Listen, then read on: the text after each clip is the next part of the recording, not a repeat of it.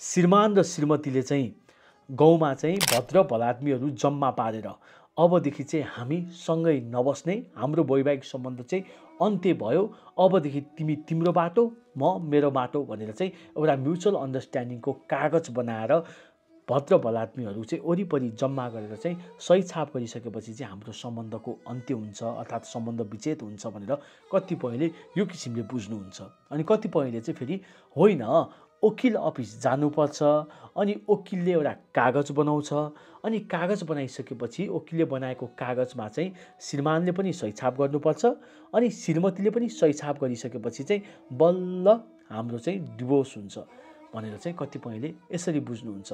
अर्थात् अदालत जानै पर्दैन, कि भने भद्र भलाद्मी जम्मा गरेर पनि गर्न सकिन्छ म्युचुअल अन्डरस्ट्यान्डिङको कागज बनाएर, एउटा एग्रिमेन्ट जस्तो बनाएर, नत्र भने वकिललाई समातेर वकिलले कागज बनाउँछ। अनि यो फिल्मी शैलीमा कतिपय अवस्थामा हामीले देखेका छौँ नि, फिल्मी शैलीमा एउटा वकिल ठ्याक्क बसिसकेपछि वकिलको अगाडि गएर ठ्याक्क श्रीमान र श्रीमतीले ढ्याक सही छाप हानेपछि अदालतै नगइकन चाहिँ डिभोर्स हुन्छ भनेर कतिपयको यो किसिमको पनि बुझाइरहेको छ। तर यो बुझाइ एकदमै गलत हो।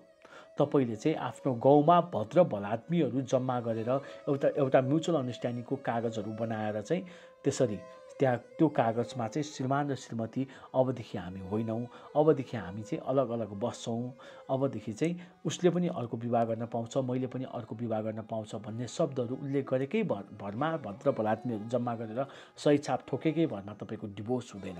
त्यस्तै गरेर वकिलको कार्यालय गएर श्रीमान र श्रीमतीले चाहिँ त्यही वकिलले पनि त्यस्तै शब्दहरू राखेर चाहिँ त्यस्तै बुदाहरू राखेर बनाएको पेपरमा चाहिँ तपाईँले सही छाप गर्दैमा तपाईँको डिभोर्स हुँदैन। कुनै पनि त्यस्तो कुनै तपाईँलाई चाहिँ म डिभोर्स गरिदिन्छु भनेर कुनै फेरि तेस्रो व्यक्तिले पनि त्यसरी बनाउला कुनै एउटा कागज ल्याएर, तपाईँले यो नसम्झिनु कि यो यसरी नबुझ्नु कि यसरी कुनै वकिल अफिसमा गएर या भद्र भलाद्मी जम्मा गरेर चाहिँ एउटा पञ्चायत जस्तो बसेर चाहिँ तपाईँको डिभोर्स हुँदैन भनेर चाहिँ तपाईँले बुझ्नुहोस्। डिभोर्स गर्नको लागि चाहिँ अनिवार्य रूपमा चाहिँ अदालतमा जानुपर्ने हुन्छ।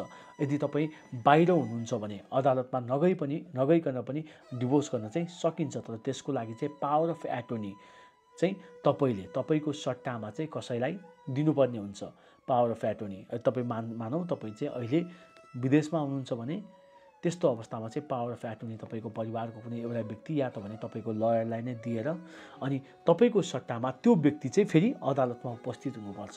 अनि उहाँ अदालतमा पुगेर चाहिँ तपाईँको सट्टामा चाहिँ सही छापहरू औठा छापहरू सबै गरेर मात्र सम्बन्ध विच्छेद हुन्छ। अर्थात् कोही न कोही व्यक्ति चाहिँ अदालत पुग्नै पर्यो हो, यसरी चाहिँ सम्बन्ध विच्छेद हुन्छ। नत्र भने कतै मान्छे भेलाइ पारेर अनि भद्र भलाद्मी बसाएर चाहिँ सही छाप ठोकेको भरमा चाहिँ डिभोर्स हुँदैन।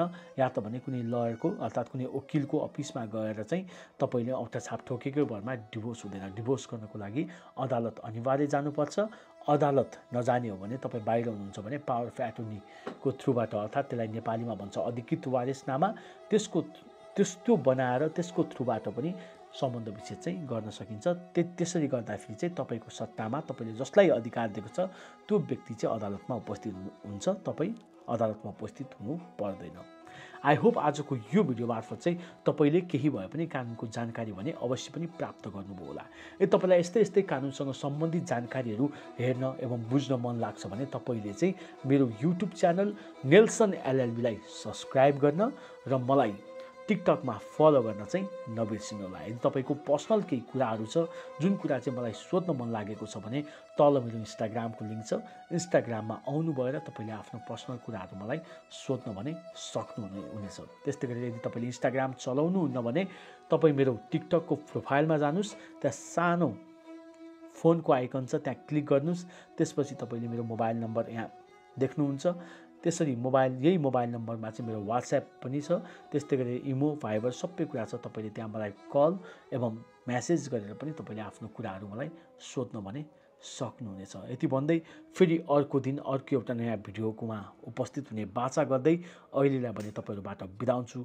हस्त धन्यवाद। जय नेपाल, जय देश अनि जय कानुन।